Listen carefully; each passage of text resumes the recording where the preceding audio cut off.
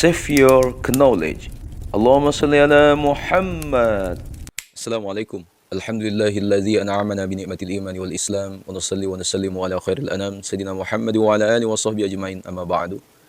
Para jamaah penganut manhaj Wahabi yang berada di Indonesia, pemahaman kalian itu sekarang telah banyak berubah, terkhususnya di negeri asal muasal pemahaman kalian tersebut, yaitu Arab Saudi. Buka mata kalian lebar-lebar. Perempuan dibolehkan menyetir, gedung bioskop dibuka untuk umum, menonton film tak lagi diharamkan, konser-konser musik diselenggarakan, dan polisi agama dibubarkan.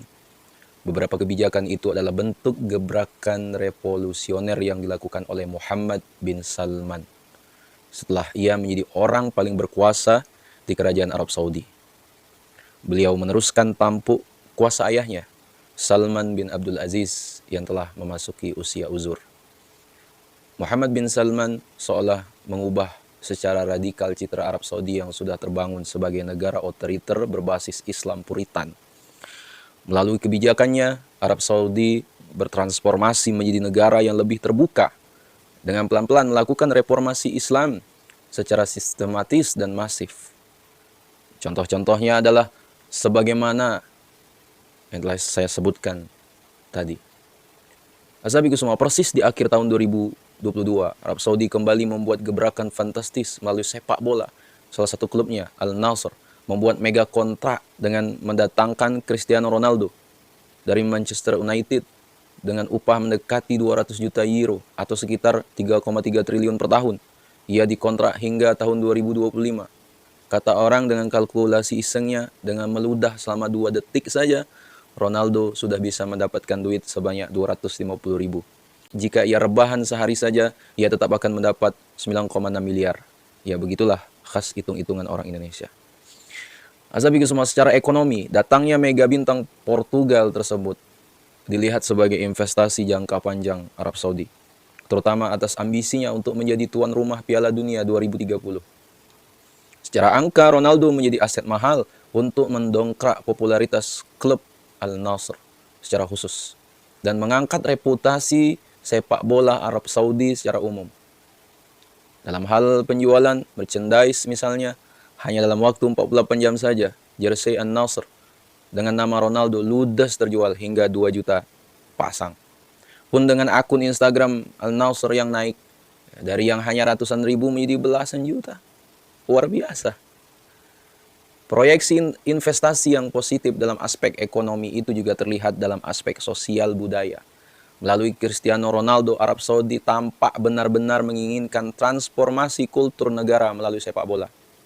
Perlu kalian ketahui, Al-Nassr saat ini dipimpin oleh Musalli Al-Mu'ammar, mantan Presiden Saudi Pro League. Al-Mu'ammar dipilih langsung oleh Pangeran Khalid bin Fahad bin Abdul Aziz, salah satu pangeran kerajaan Saudi, sekaligus donatur tetap di Al-Nassr. Tak heran, banyak desas-desus mengatakan bahwa Al-Nassr adalah klub kerajaan. Berdasar realitas ini, gerak Al-Nassr terhadap rekrutan Ronaldo pun bisa dilihat sebagai representasi komitmen kerajaan terhadap transformasi sosial budaya Arab Saudi. Tak terbantah lagi ya sahabiku semua, Ronaldo adalah tokoh idola ratusan juta manusia di muka bumi. Semua gerak-gerik idola biasanya akan menjadi kiblat baru bagi para penggemarnya dimanapun ia berada. Tak terkecuali di Arab Saudi. Gaya hidup Ronaldo yang hedonis bersama dengan kultur barat yang melegalkan non-martial sex turut masuk sebagai satu paket utuh seorang Cristiano Ronaldo. Style semacam itu masuk ke Arab Saudi sebagai negara yang lekat dengan sejarah Islam Puritannya. Pertanyaannya, apakah keduanya berbenturan? Jawabannya tidak. Justru melalui Ronaldo, Muhammad bin Salman ingin menunjukkan bahwa Arab Saudi benar-benar sudah berubah. Misi Muhammad bin Salman untuk dewahabisasi Arab Saudi menjadi kian tegas dengan kedatangan sang God. Contoh paling konkretnya adalah soal aturan larangan kumpul kebo di Arab Saudi. Harusnya Ronaldo dan tunangannya, Georgina Rodriguez, dijatuhi sanksi karena tinggal satu rumah tanpa status pernikahan yang sah. Namun melalui Muhammad bin Salman, aturan ini dibuat selentur mungkin. Ya, sebenarnya aturan ini masih tertulis dan masih berkekuatan hukum, tapi pihak istana seperti acuh jika ada orang asing yang melakukan hal serupa Ronaldo, ya. Kelenturan ini bukan semata karena kedatangan Ronaldo, namun berkat visi revolusioner Raja Salman tentang hak-hak sipil, khususnya hak-hak perempuan. Peraturan pembatasan hidup bersama tanpa status pernikahan ini muncul sejak 2019. Ya, dengan mulainya Arab Saudi mencabut sejumlah pembatasan bagi perempuan dan menggantinya dengan pedoman baru yang memungkinkan perempuan tinggal bersama laki-laki meski belum menikah. Namun tetap saja aturan itu berlaku bagi warga asing. Sementara warga Saudi tetap perlu menunjukkan kartu keluarga atau surat nikah untuk memesan hotel. Sabi ko semua, sebelum era Muhammad bin Salman, Saudi adalah negara yang sangat ketat dengan siapapun yang tinggal di negara itu. Laki-laki dan perempuan yang kedapatan tak memiliki hubungan keluarga, termasuk orang asing, bisa dikenakan sanksi berat hanya karena berkumpul di depan umum. Apalagi jika ketahuan tinggal bersama. Aturan sosial itu kemudian melonggar sejak Muhammad bin Salman menjadi orang paling berkuasa di Saudi. Azabi semua, pasca kedatangan Ronaldo, publik dunia menjadi tahu bahwa regulasi-regulasi Saudi yang tadinya otoriter perlahan lentur dan human rights oriented, dalam bahasa lain yang awalnya dunia internasional tidak mengetahui soal revolusi budaya Saudi, kini pelan-pelan menjadi paham berkat popularitas Ronaldo. Saudi bahkan tampak tidak berpikir dua kali soal dampak budaya yang akan dibawa Ronaldo kepada warga Saudi yang notabene berpendudukan Muslim, ya kan, dan terikat dengan aturan-aturan berbasis Islam. Tak hanya dari elit, ekspektasi terhadap Ronaldo dalam aspek sosial politik juga muncul dari kalangan sipil, termasuk NGO. Amnesty International, misalnya mendesak Ronaldo untuk tidak hanya memuji pemerintah Saudi karena kontrak fantastisnya itu, namun mendayagunakan platform publik untuk berbicara tentang isu HAM di Saudi.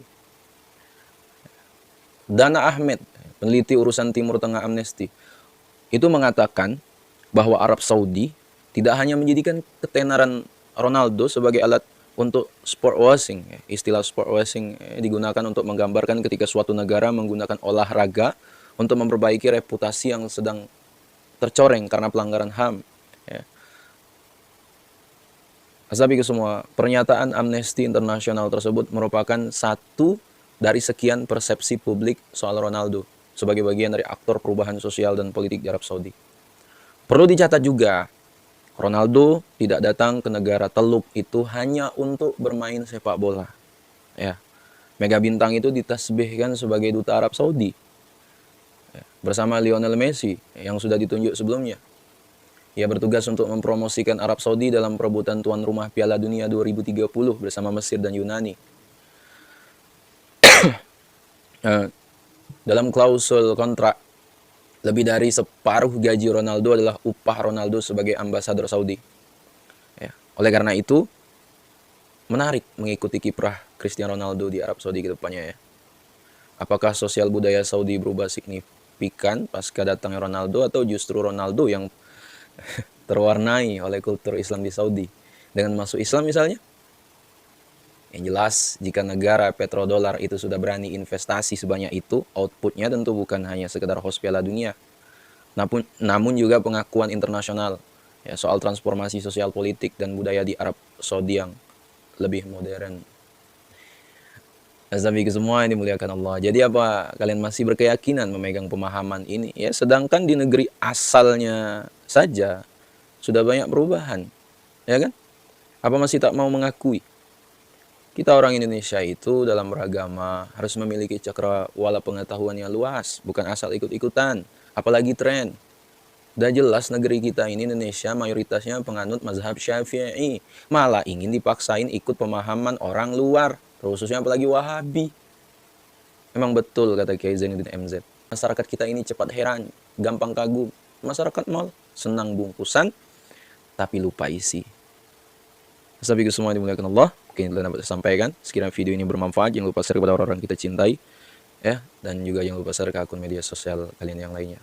Allahu a'lam. Assalamualaikum warahmatullahi wabarakatuh.